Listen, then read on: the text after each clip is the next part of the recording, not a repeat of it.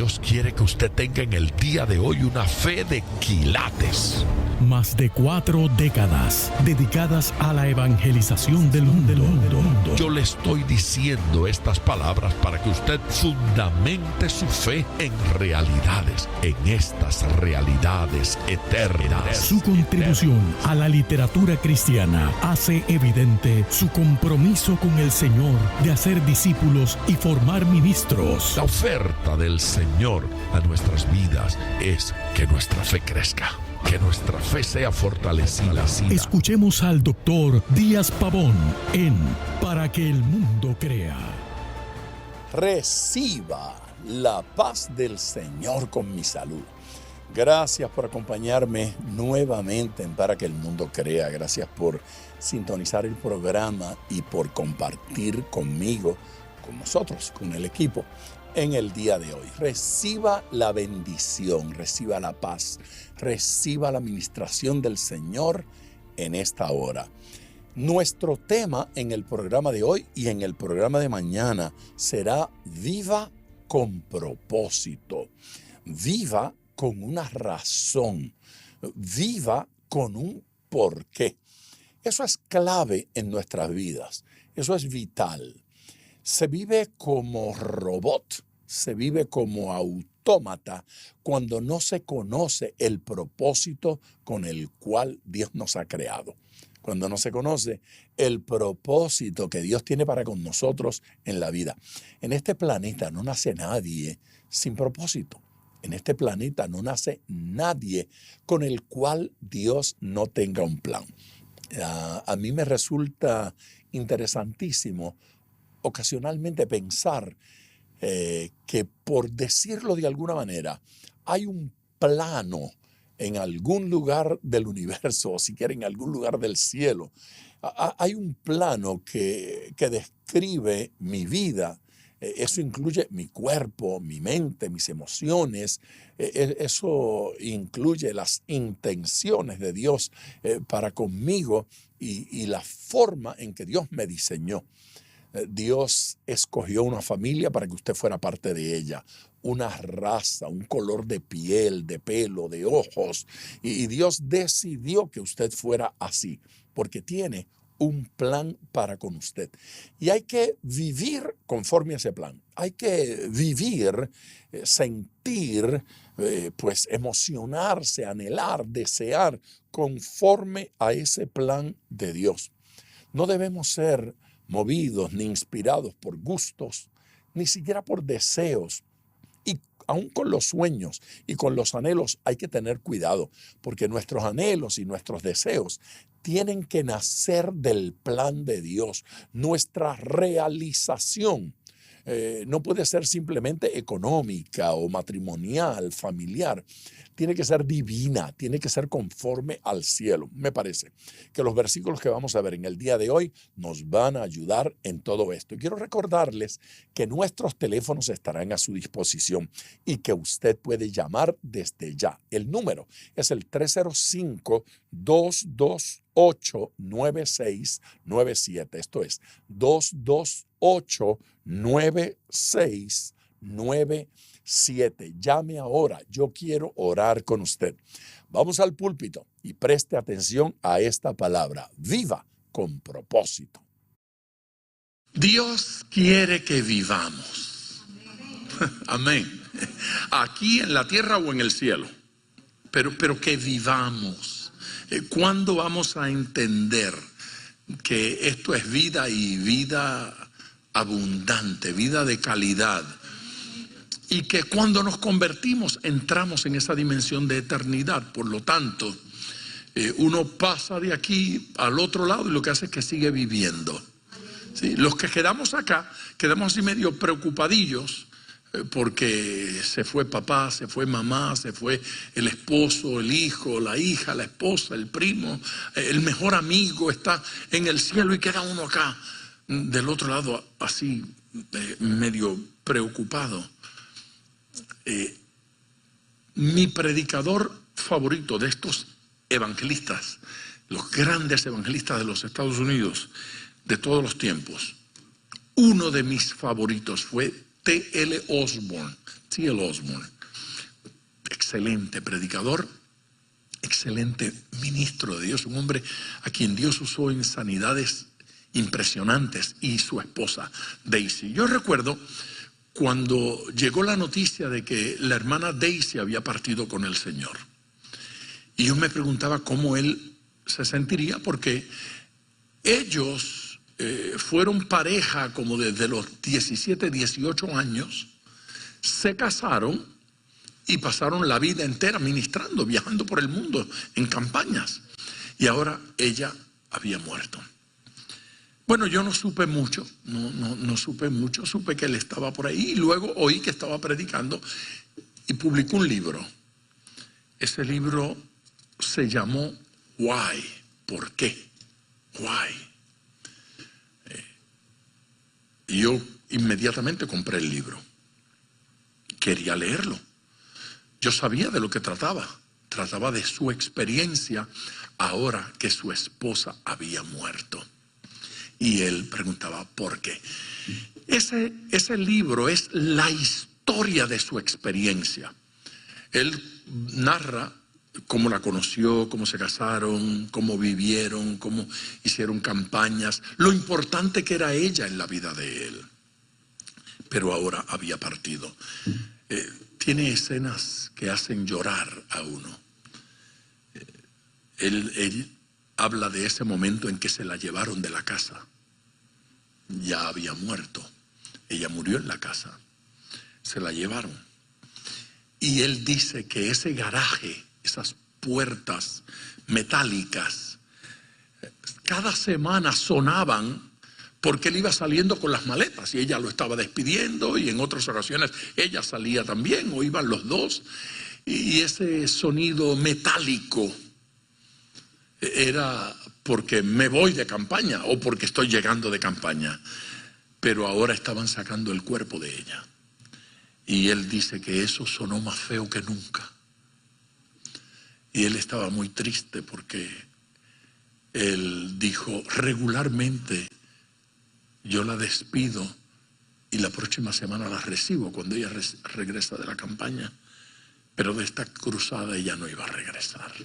Es un libro que debe leer, búsquelo. T.L. Osborne, Why, ¿por qué?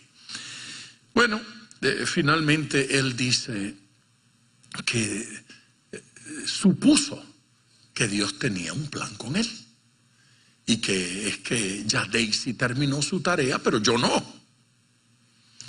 Y aunque yo quisiera irme con ella, pero parece que mi jefe cree que yo tengo algo que hacer. Y donde el libro me parece extraordinario es donde él inicia el proceso de descubrir qué quiere Dios conmigo ahora que no está Daisy. Y lo primero fue aprender a conocerse, porque él dice, yo ponía flores en el baño, pero yo no sé si era porque me gustaban a mí o porque le gustaban a ella. Y ocasionalmente decidíamos durante la primavera desayunar en el patio, pero yo no sé si era que a mí me gustaba o era simplemente que a ella le gustaba.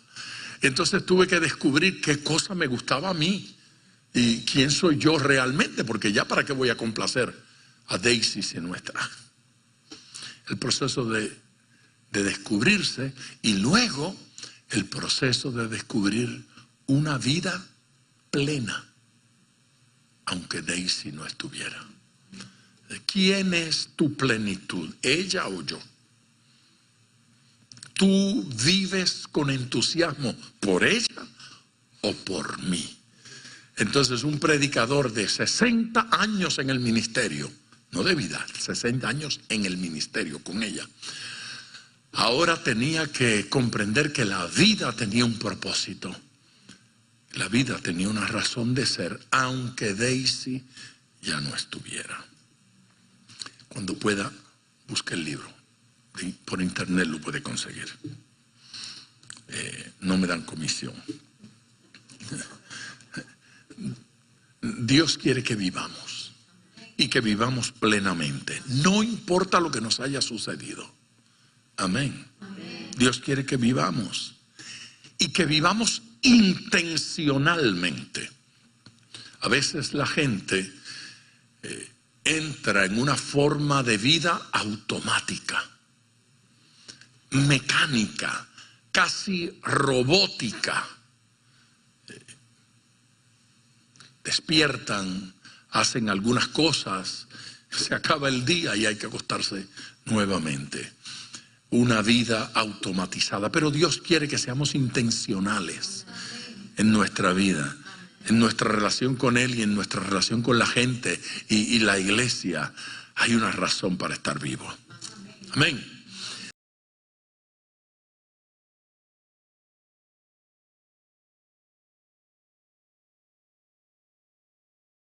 Dios quiere que vivamos con propósito. Hay razón para vivir. Miren este versículo, está en el libro de los Hechos, capítulo 11, me refiero al versículo 23. Y ya ahí tengo que hacer la primera pausa. Esa palabra, se refiere a una persona.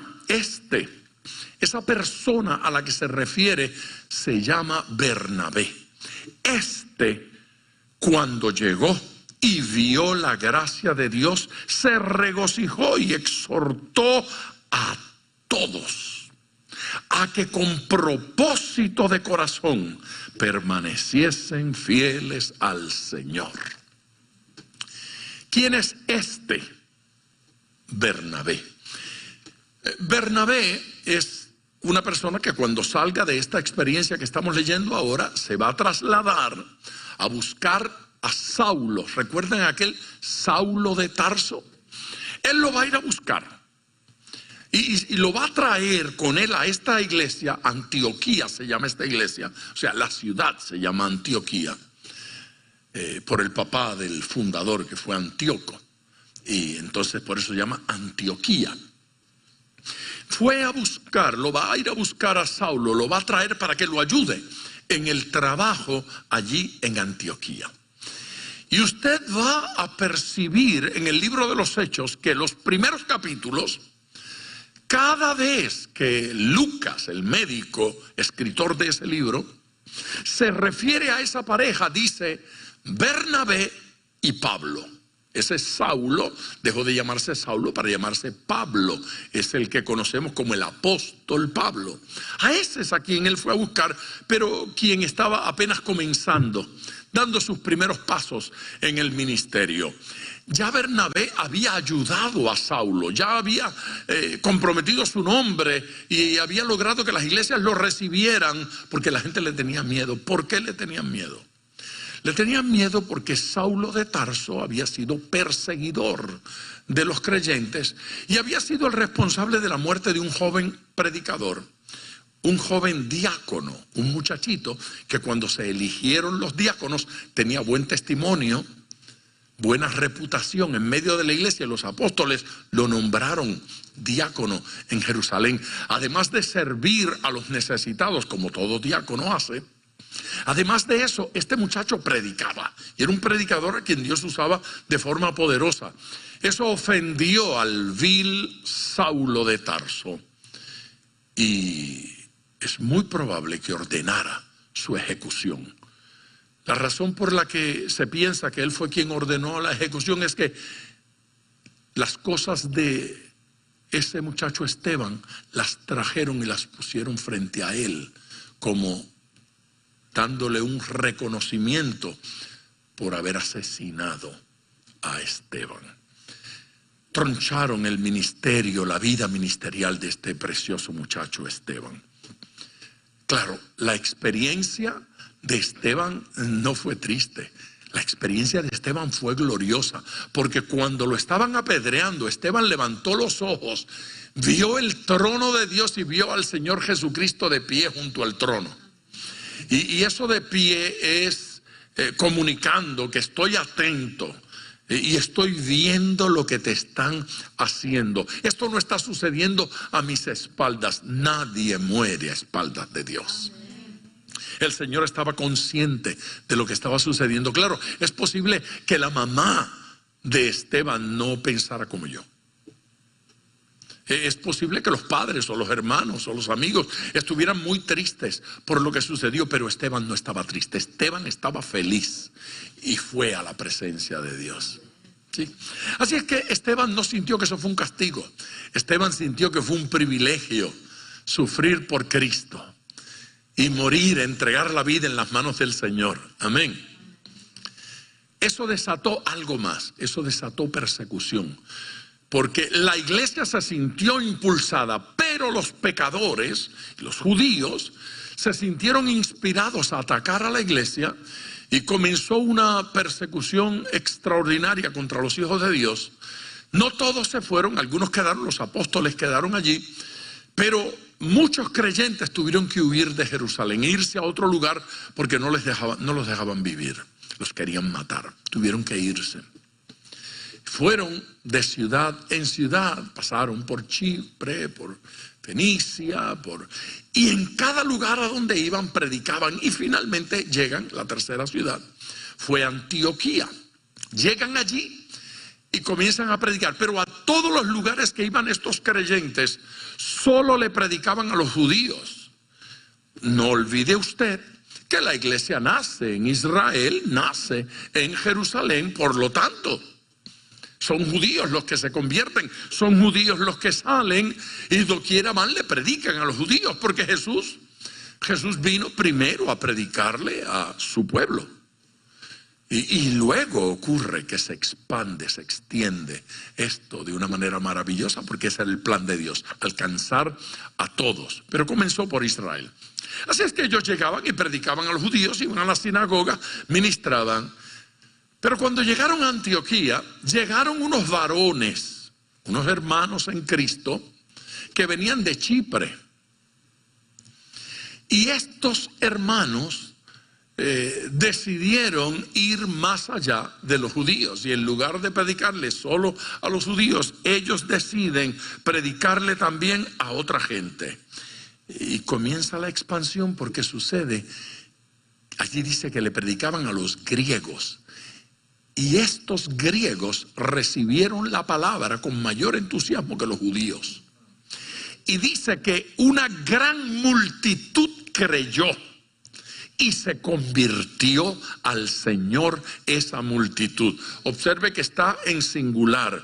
Una gran multitud creyó y se convirtió. O sea que los que creyeron se convirtieron al Señor, nacieron de nuevo, fueron bautizados, la fiesta era grande, las conversiones continuaban y la noticia llegó a Jerusalén. Ahora allá en Jerusalén los líderes grandes, los apóstoles, tienen que reunirse para decidir qué vamos a hacer con esta gente, qué va a pasar en Antioquía. No podemos dejar a Jerusalén para ir allá. Buscaron a un hermano maduro. ¿Cómo dije que era el hermano? Maduro, de buen carácter, ¿sí? Hombre balanceado, que fuese capaz no solamente de trabajar con los judíos, sino también con los que no eran judíos. Escogieron a Bernabé y enviaron a este Bernabé precioso, que había tenido ya el carácter de recibir a Saulo, porque Saulo, el responsable de la muerte de Esteban, y directamente responsable de la gran persecución que había, se había convertido. El perseguidor se había convertido a Cristo. Pero sabe, no es cualquiera que puede ir a atender a un hombre como ese. Porque algunos decían, ese asesino que él es el culpable de la muerte de Esteban, miembro de nuestra iglesia. No lo querían. Pero se convirtió. El Señor lo perdonó. Bueno, pues que se lo lleve al cielo. Pero no queremos nada con ese tipo. Entonces tuvo que ir Bernabé para llevar a Saulo y que la iglesia, conociendo el nombre de Bernabé, creyera que era verdad que se había convertido. Porque ¿sabe lo que creían los hermanos? Los hermanos creían, está fingiendo que se convirtió para conocernos, identificarnos y matarnos. Entonces no creían en él. Pero Bernabé fue y dijo, no, se convirtió de verdad. La iglesia creyó. La iglesia no creyó a Saulo, la iglesia creyó a Bernabé. Ahora Bernabé llega a Antioquía y descubre lo que está pasando en Antioquía, y ahí ocurre este versículo. Bernabé, esa historia que ya les conté, cuando llegó a Antioquía y vio la gracia de Dios. ¿Qué vio Bernabé?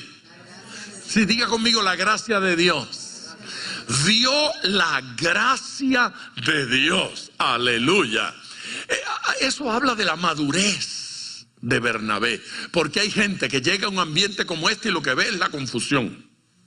Lo que ve es el problema, lo que ve es la dificultad. Hay gente que tiene un don extraordinario para ver problemas. Son detectores de problemas.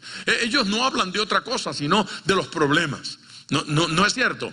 No importa cuán lindo esté el ambiente y cuán preciosa esté la iglesia, en medio de un avivamiento ellos ven problemas. Y en todas partes hay problemas. En todas partes hay dificultad. La pregunta es, ¿qué es lo que sus ojos ven primero? ¿Se han dado cuenta que hay gente que usted los pone aquí, los lleva a Nueva York, los muda a Houston, los traslada a Los Ángeles, y doquiera van, ellos son la constante, ellos son el denominador común?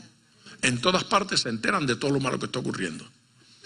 Usted quiere saber si hay algún hermano en pecado, usted se lleva a ese evangelio pelo de caña y lo pone allí, a los 10 minutos él ya sabe.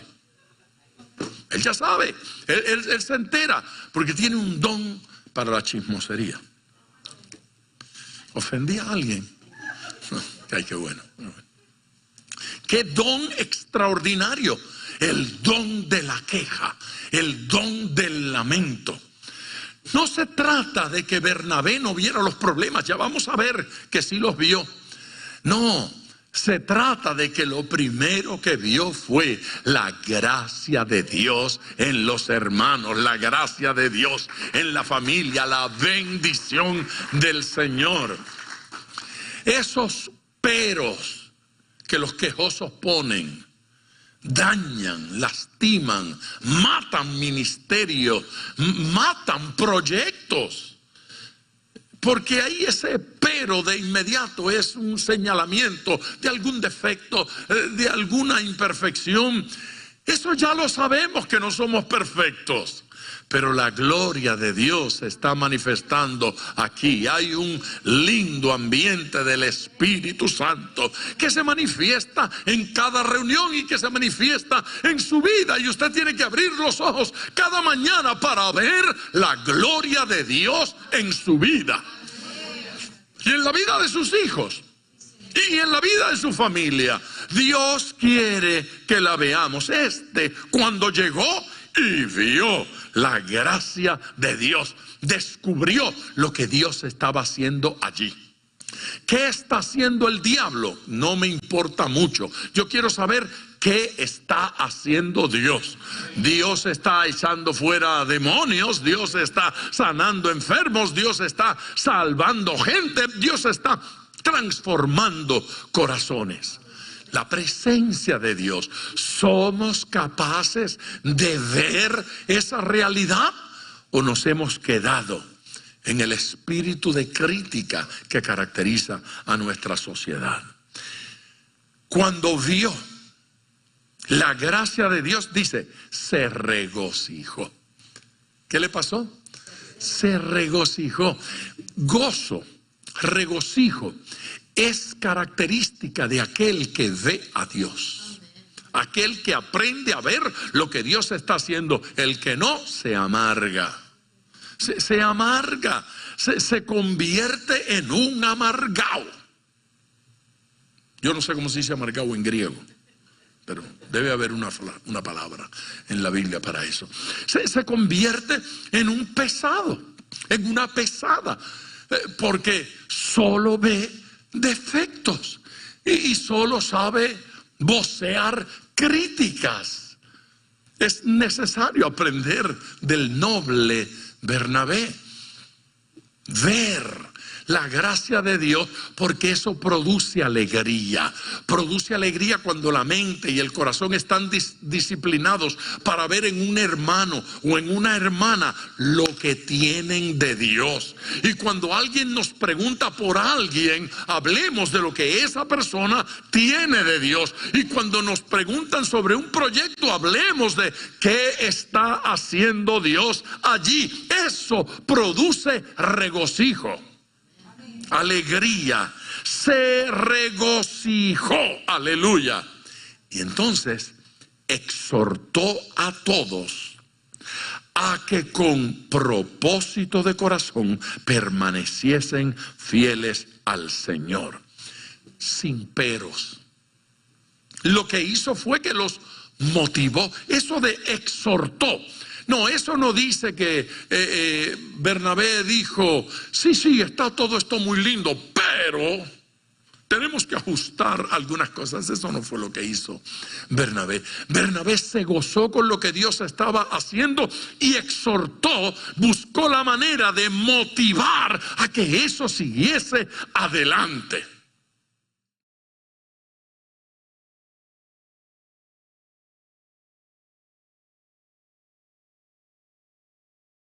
Yo fui a donde mi tía para testificarle que me había convertido. Yo tenía 15 años. Me había convertido una semana antes y fui a verla. Tía, le tengo una noticia. Dime, mijo, me convertí al Señor. Se quedó bien seria y dijo, ¿alguna travesura habrás hecho? No, yo he hecho muchas, tía, pero me convertí. Mi hijo, si tienes problemas por ahí, dímelo para ver cómo te ayudo. Ella no creía que yo me había convertido. Ella creía que yo me le estaba escondiendo a la policía. Qué cosa horrible, porque cuando usted llega con ese testimonio y le esperan con ese balde de agua fría, a usted se le quitan las ganas de seguir adelante, ¿no es cierto? Se le quitan las ganas de avanzar en el Señor, pero no se me quitaron las ganas.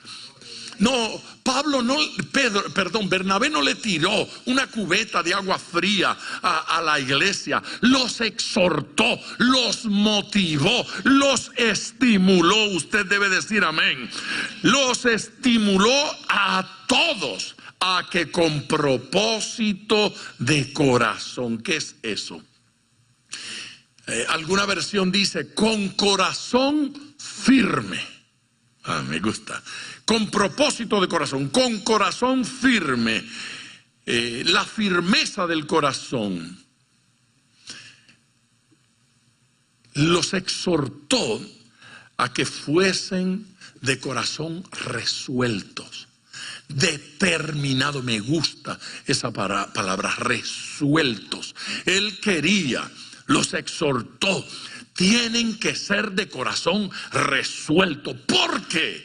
Bueno, por lo mismo, porque la gente se entusiasma por un rato y luego se les va el entusiasmo. Y Bernabé, viendo ese peligro, los motivó, los movió y de hecho estuvo con ellos un tiempo y les dijo, me voy. Se fue a buscar a Saulo y regreso para acá. La iglesia que había nacido en ocasión de la persecución ocurrida por el muchacho que él había mandado a matar, de alguna forma él era culpable de esta persecución, de este escape y ahora responsable de ayudar a los hermanos. ¿No le parece extraordinario que aquello que dañamos en el pasado, Dios nos ofrezca la oportunidad para poder restaurar, sanar y bendecir? Lo que maldijimos alguna vez, ahora lo podamos bendecir. Aleluya.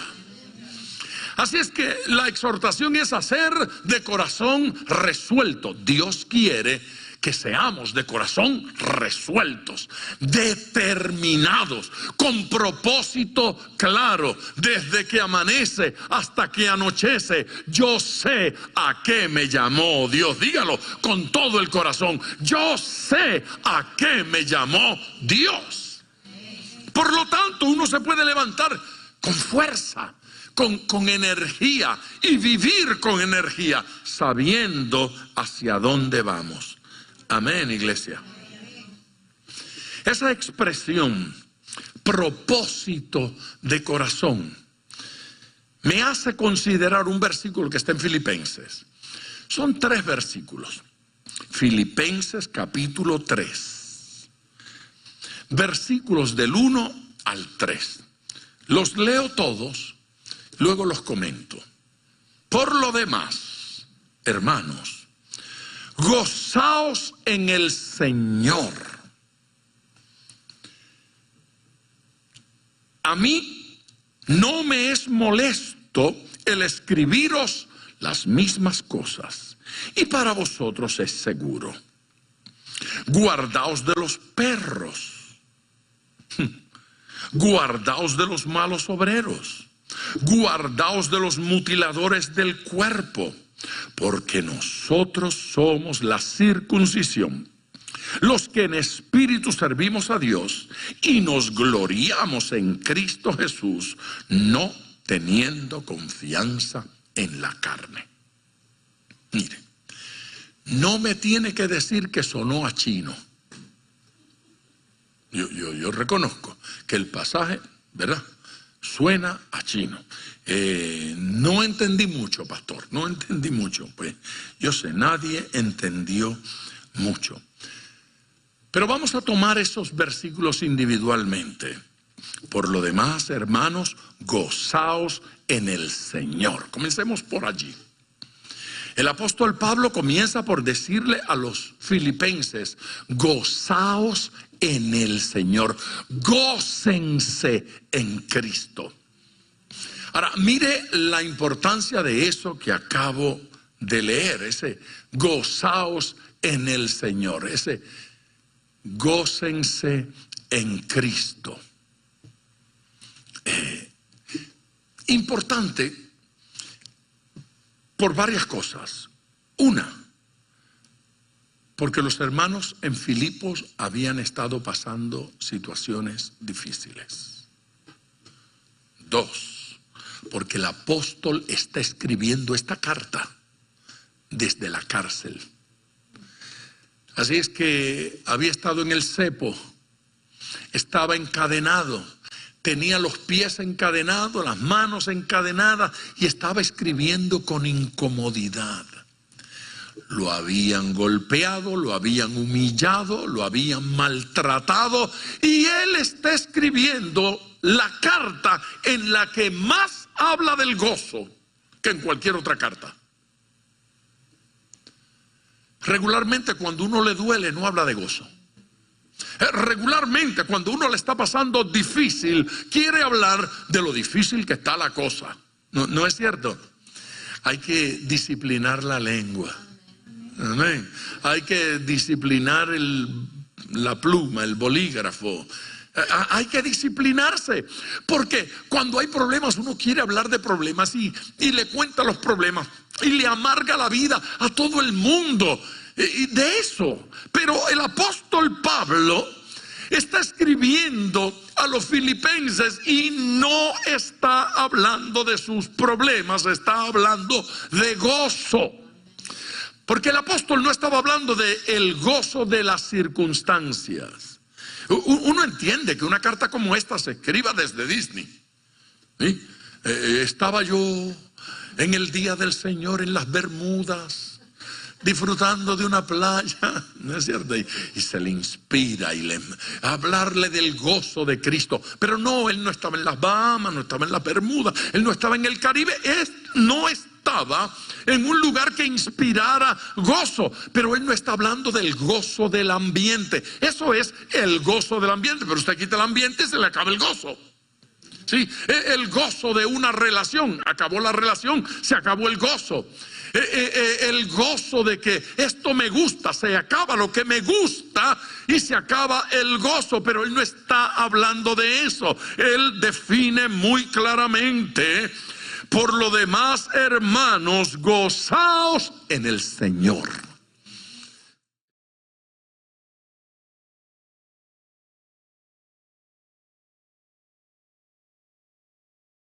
Aquí de regreso con ustedes ya en tiempo de oración. Quiero orar por cada persona que ha sido ministrado por esta palabra que hemos compartido en el día de hoy. Viva con propósito. Mañana vamos a continuar escuchando este mensaje, pero si le ha sido de provecho, si le ha sido de bendición, comuníquese con nosotros. Yo quiero orar con usted y quiero hacerlo ya. Quiero tener su nombre y petición delante de mí sobre esta mesa de trabajo y poder interceder, poder clamar al Señor y creer que el Señor responde a esas oraciones. Hay algunas personas que prefieren escribir. Le doy mi dirección electrónica, biblia@diaspavon.com. Otra vez, biblia@diaspavon.com.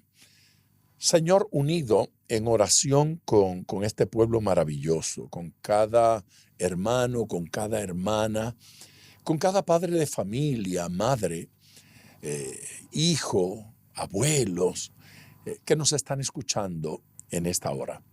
Esas personas, Señor Jesús, que han puesto su confianza en tus manos, que han puesto sus corazones y sus vidas enteras en tus manos, que han dejado de anhelar y desear caprichos, o que cuando menos quieren dejar de anhelar y desear caprichos para servirte, para hacer tu voluntad, para honrarte. Espíritu Santo, mira todos esos que están llamando en el día de hoy. Bendícelos, ministralos, conforme a necesidad y conforme a propósito. Derrama bendición sobre sus vidas, que experimenten tu gracia, que experimenten tu presencia, que experimenten tu toque, Señor. Enfermos y necesitados sean sanados por tu poder, sean sanados por tu gracia, sean sanados por tu amor. En el nombre de Jesús, amén, Señor mío, amén. Gracias por su sintonía y gracias por su amor. No olvide que mañana continúo con este mensaje, así es que hasta mañana.